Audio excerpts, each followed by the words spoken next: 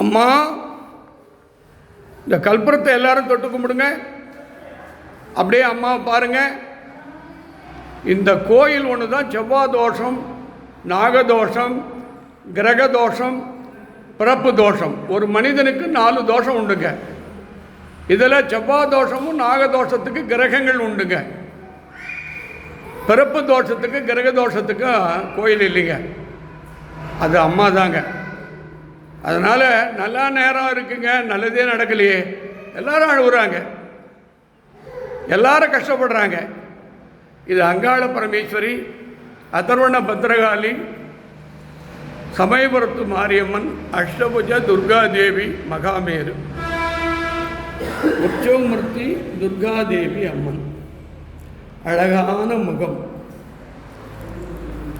இப்பொழுது இது அஷ்டபுஜ துர்காதேவி அம்மா. இந்த குரு பயிற்சி இந்த உலகத்தில் வாழும் அனைத்து பக்தர்களுக்கும் நல்லருள் புரியுமா. அம்மா, ஒவ்வொரு பெண்ணும் திருமணம் ஆகாமல் 40 வயசு 45 வயசு ஆகுதும்மா. அவங்க அப்பா அம்மா அழுகுறாங்கம்மா. பொண்ணு அவ்வளோ அழகாக லட்சணமாக இருக்குதும்மா. அது என்னென்ன தெரியலையம்மா. அது பொண்ணுக்கு ஒரு வரனை அமைச்சு கொடுமா. அதே மாதிரி பையனுக்கும் 45 வயசு ஆகுது, பொண்ணே அமையல. எங்கெங்கேயோ கோயில் குளவோ போகிறாங்க, தானம் தர்மம் பண்ணுறாங்க, எதுவுமே நடக்கலை. இதுக்கு காரணம் அவங்க பிறப்பால் தோஷம், கிரகத்தால் தோஷம், தீய சக்தியால் சங்கடத்தில் ஆட்கொண்டு இருப்பாங்க. அதனால் ஒவ்வொரு பெண்ணையும் நீ தான் பாதுகாக்கணும். இந்த பசங்கள்லாம் அகால மரணம் அடைகிறாங்க, அது பெரிய ஆபத்து.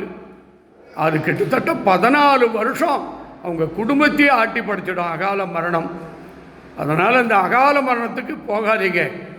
இயற்கையாக மரணம் வரணும், அது தெய்வத்தினுடைய அருளால் நடக்கணும்.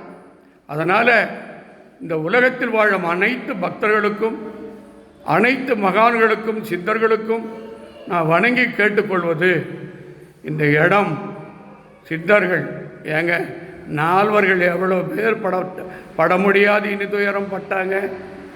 63 நாயன்மார்கள் எவ்வளோ கஷ்டப்பட்டாங்க. ரமணர் எவ்வளோ சிரமப்பட்டார். யோகிராம் சரத்குமார் எவ்வளவு சங்கடப்பட்டார். முட்டபர்த்தி பாபா எவ்வளவு 72 நாள் கோமாவில் இருந்தார். ராமகிருஷ்ண பரமஹம்சர் எவ்வளோ சிரமப்பட்டார். வள்ளலார் சொன்னார், பட முடியாது இனி துயரம் பட முடியாது, பட்டதெல்லாம் போதுன்னார்.